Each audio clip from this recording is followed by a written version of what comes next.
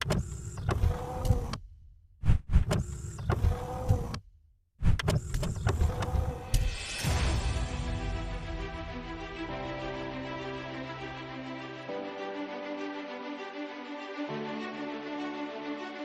विधानसभा चुनाव से पहले उत्तराखंड कांग्रेस के भीतर अंतर कलह का मामला बढ़ता जा रहा है। पूर्व मुख्यमंत्री हरीश रावत ने एक ट्वीट कर न सिर्फ उत्तराखंड की राजनीति में भूचाल ला दिया है, बल्कि कांग्रेस पार्टी के तमाम नेताओं पर ही सवाल खड़े कर दिए हैं। दरअसल हरीश रावत ने ट्वीट कर कहा कि है ना अजीब सी बात, चुनाव रूपी समुद्र को तैरना है। सहयोग के लिए संगठन का ढांचा अधिकांश स्थानों पर सहयोग का हाथ आगे बढ़ाने की बजाय या तो मुंह फेर करके खड़ा हो जा रहा है या नकारात्मक भूमिका निभा रहा है। जिस समुद्र में तैरना है, सत्ता ने वहां कई मगरमच्छ छोड़ रखे हैं जिनके आदेश पर तैरना है। उनके नुमाइंदे मेरे हाथ पांव बांध रहे हैं। मन में बहुत बार विचार आ रहा है कि हरीश रावत अब बहुत हो गया, बहुत तैर लिए, अब विश्राम का समय है। फिर चुपके से मन के एक कोने से आवाज उठ रही है, ना दैन्य ना पलायनम, बड़ी उपापों की स्थिति में हूँ।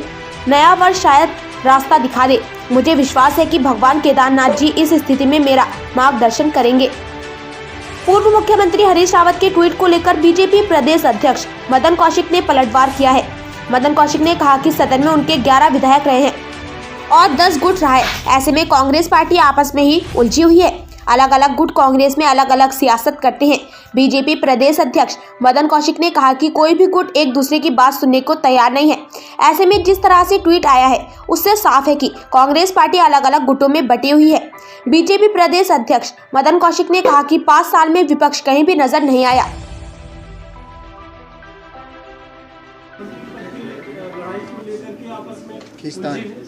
उनकी लड़ाई यही आपस में सब कांग्रेसियों की। मैंने कहा ना, सदन के अंदर नेता प्रतिपक्ष इंदिरा जी थी, उनकी कोई सुनता नहीं था। बाहर देखते थे, प्रीतम भाई की कोई नहीं सुनता था, अध्यक्ष जी थे। आज स्थिति वही हो गई है पूरी की पूरी कि कोई सुनता एक दूसरे की नहीं है।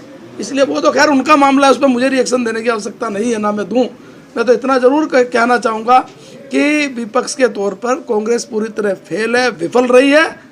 और आज चुनाव की दृष्टि से भारतीय जनता पार्टी जनता के बीच में जनता के विश्वास के लिए, आशीर्वाद के लिए जा रही है। 2017 से बड़ी विजय का आशीर्वाद मांग रही है। अध्यक्ष जी, पूर्व मुख्यमंत्री हरीश रावत जी बहुत व्याकुल हुई है और उन्होंने ट्वीट किया है कि संगठन में उनको कोई सुन नहीं रहा है, तो आखिर 22 में कैसे जाएंगे चुनाव में, बीजेपी कैसे देखेगी? हम 5 साल से यही कह रहे हैं। वैसे तो कांग्रेस का अंदरूनी मामला हमें क्या लेना देना, लेकिन 5 साल से विधानसभा में 11 विधायक है, 10 ग्रुप हैं।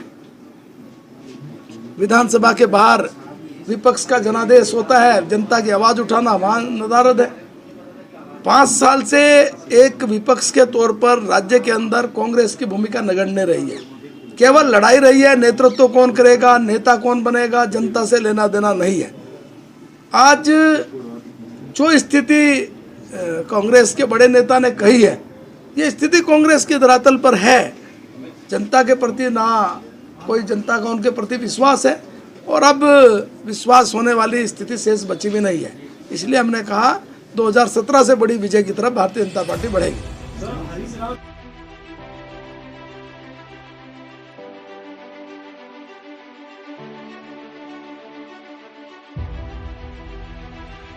वहीं अब हरीश रावत के सलाहकार सुरेंद्र अग्रवाल ने कांग्रेस प्रदेश प्रभारी के खिलाफ मोर्चा खोल दिया।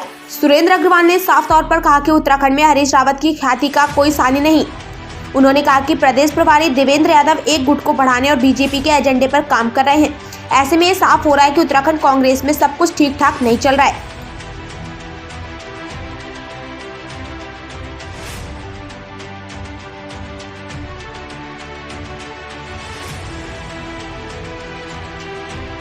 ये रावत जी के ट्वीट का क्या मतलब है? देखिए, हरीश रावत जी ने सबसे लोकप्रिय नेता हैं कांग्रेस के। उत्तराखंड राज्य निर्माण में कांग्रेस को 2002 में सत्ता में वापसी में उनका बड़ा महत्वपूर्ण योगदान है। और यदि उन्होंने कोई ट्वीट किया है, अपनी भावनाएं व्यक्त की हैं, अपने मन की बात की है, तो उसका बड़ा गहरे मतलब होगा। और जो कांग्रेस का आम कार्यकर्ता सोच रहा है, जो चर्चा चल रही है, उसके अनुसार ऐसा लगता है कि कहीं ना कहीं कोई ताकत भाजपा से मिली भगत कर भाजपा से साजिश रचकर कांग्रेस की वापसी में इस राज्य के बाधा उत्पन्न करना चाहती है।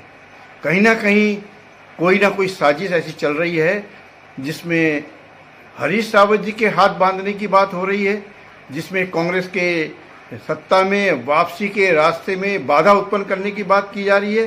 बहुत से लोग कह रहे हैं कि प्रभारी जी पीसीसी का काम देख रहे हैं। प्रभारी जी का हम बहुत सम्मान करते हैं, परंतु प्रभारी का काम कोऑर्डिनेट करना होता है, समन्वय स्थापित करना होता है।